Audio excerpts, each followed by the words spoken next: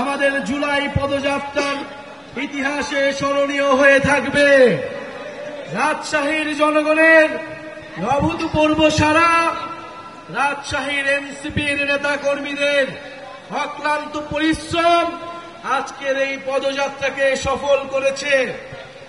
প্রিয় সংগ্রামী বন্ধুগণ, আপনারা ইতিমধ্যে শুনেছেন জুলাই গণ অভ্যুত্থানের 1 বছর হতে যাচ্ছে। অনেক স্বপ্ন নিয়ে আমরা রাজপথে নেমেছিলাম, অনেক স্বপ্ন নিয়ে আমার ভাই আবু সাইদ পুলিশের বুলেটের সামনে বুক পেতে দিয়েছিল। অনেক স্বপ্ন নিয়ে আমার এই রাজশাহীর ভাইয়েরা শহীদ হয়েছিলেন।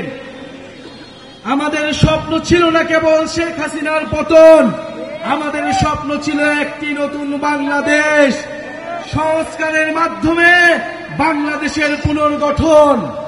কিন্তু বন্ধুগণ, দুঃখের কথা, 5ই আগস্টের পরে নানান শক্তির ষড়যন্ত্রে সংস্কারের পথ রুদ্ধ হয়েছে। বন্ধুগণ, আমরা স্বীকার করে নিচ্ছি আমাদের ভুল হয়েছিল, আমাদেরও সীমাবদ্ধতা ছিল, কিন্তু আজকে আমরা আপনাদের সামনে শপথবদ্ধ, এই ভুল আমরা আর করব না, আমরা আর সুযোগ দিব না।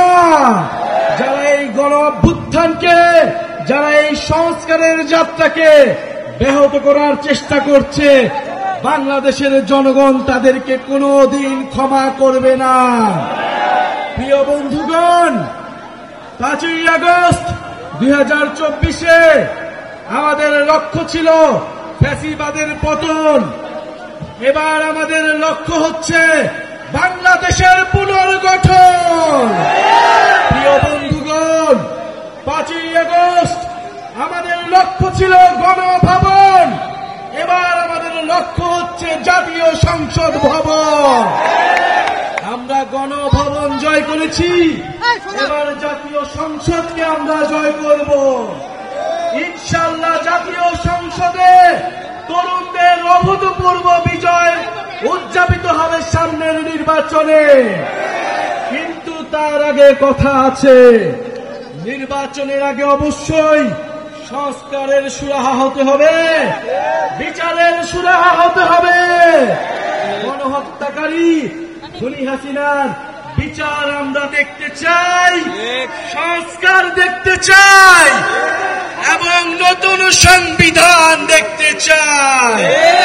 এই প্রজন্ম বাংলাদেশের জনগণের কাছে প্রতিশ্রুতি নিচ্ছে যে একটি নতুন গণতান্ত্রিক সংবিধান এই দেশের মানুষকে উপহার দিবে, যেই সংবিধান বাংলাদেশের মানুষের অধিকার নিশ্চিত করবে, যেই সংবিধান ইনসাফ নিশ্চিত করবে।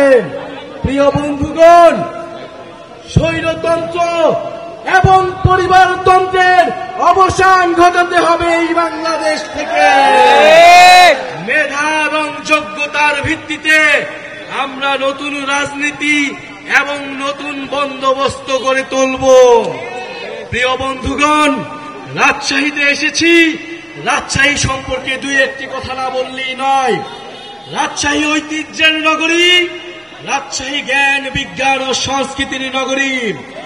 এই পদ্মার পরে রাজশাহী যুগ যুগ ধরে টিকেছিল।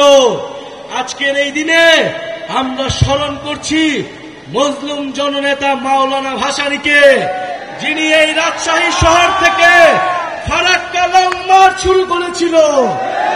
বন্ধুগণ, আমরা ঘোষণা করছি, যদি আমাদের নদীর হিস্সা, আমাদের পানির হিস্সা আমাদের বুঝে নিতে হয়, আমাদের সীমান্তকে রক্ষা করতে হয়, তাহলে আমরা আবারও লং মার্চ শুরু করব এই রাজশাহী শহর থেকে।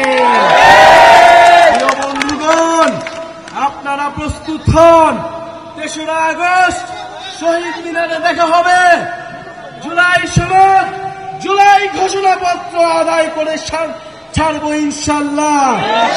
যারা বলে জুলাই কেবল আবেগের বিষয়, যারা বলে জুলাইকে কোনো সাংবিধানিক ভিত্তি দেওয়ার প্রয়োজন নয়, বন্ধুগণ, তাদেরকে দেখিয়ে দিতে হবে 3রা আগস্ট 2025 সালে বাংলাদেশের জনগণ আবারও মুজিববাদের বিরুদ্ধে, আবারও মুজিববাদী সংবিধানের বিরুদ্ধে একত্রিত হবে।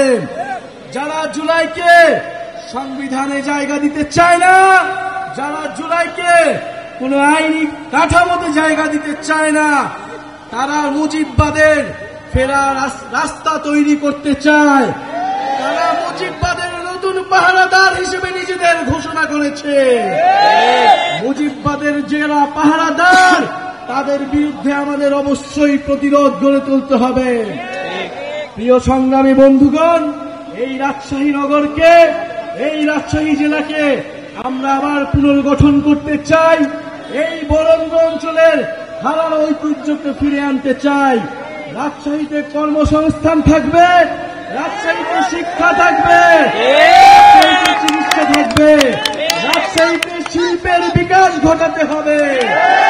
উন্নয়ন মানে কেবল ঢাকার উন্নয়ন নয়, উন্নয়নের বিকেন্দ্রীকরণ করতে হবে, ক্ষমতার বিকেন্দ্রীকরণ করতে হবে। এটার জন্যই সংস্কার, এটার জন্যই আমাদের নতুন দেশ, এটার জন্যই জুলাই পদযাত্রা। বন্ধুগণ, আমরা আজকে বিদায় নিব।